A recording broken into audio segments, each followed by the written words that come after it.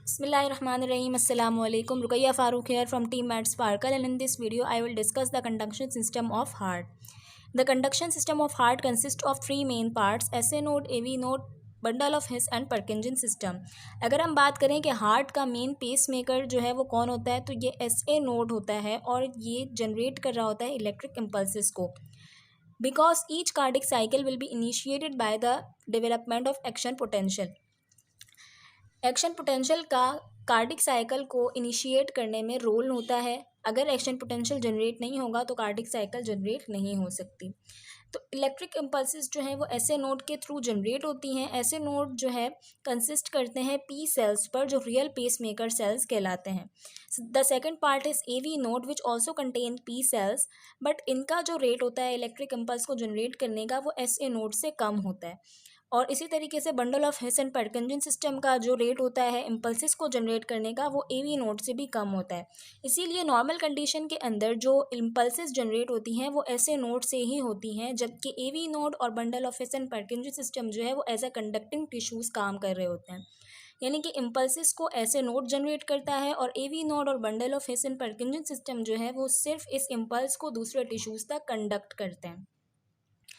अब ऐसे नोड से जो इम्पल्स जनरेट होता है वो एट्रिया में स्प्रेड होता है, देन एवी नोड में वो ट्रांसफ़र होता है और through out the ventricles spread हो जाता है। एवी नोड का नॉर्मल कंडीशन के अंदर इम्पल्स को ट्रांसमिट करने का रेट बहुत ज़्यादा नहीं होता। इसका एक यूज़फुल हमारे पास एस्पेक्ट ये है कि अगर किसी एब नॉर्मल कंडीशन के अंदर एट्रिया में इम्पल्सिस बहुत ज़्यादा रेट में जनरेट होना शुरू हो गए तो एवी नोड उनको उस रेट से ट्रांसफ़र नहीं करेगा। तो इस तरीके से हमारे पास जो प्रॉब्लम्स होती हैं वो प्रिवेंट हो जाती हैं। Let's talk about the innervation of heart.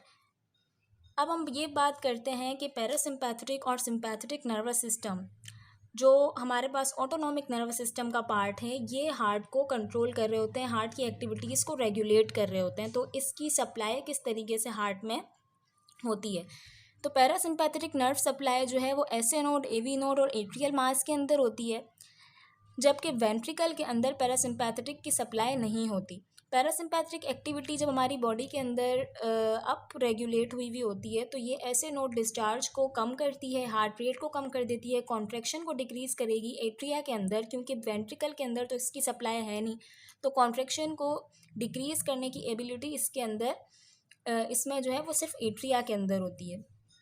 अब अगर सिंपैथेटिक नर्व फाइबर की बात करें तो सिंपैथेटिक सप्लाई जो है वो ऑल पार्ट्स ऑफ हार्ट के अंदर होती है। जब भी सिंपैथेटिक एक्टिविटी अप रेगुलेट होती है तो ये हार्ट रेट को इंक्रीज़ करेगी। इसके अलावा जो हमारे पास एट्रियल और वेंट्रिकुलर कॉन्ट्रैक्शन है उसको इंक्रीज़ करती है। अब पैरासिम्पैथेटिक नर्व सप्लाई से हमारे पास जो इफ़ेक्ट होता है वो एसिटाइलकोलिन के ज़रिए जनरेट हो रहा होता है। एसिटाइलकोलिन जो है इसकी कंसंट्रेशन इंक्रीज़ होती है तो ये पोटेशियम की परमिएबिलिटी को बढ़ा देता है। पोटेशियम जो है वो हार्ट में रिलैक्सेशन कॉज करता है। इसके अलावा कैल्शियम ओपनिंग चैनल्स को ये डिक्रीज़ कर देगा, जिसकी वजह से फोर्स ऑफ कॉन्ट्रैक्शन जो है वो हार्ट के अंदर डिक्रीज़ हो जाएगी। सिंपैथेटिक एक्टिविटी की बात करें तो ये नॉन एपिनेफ्रिन के थ्रू होगी।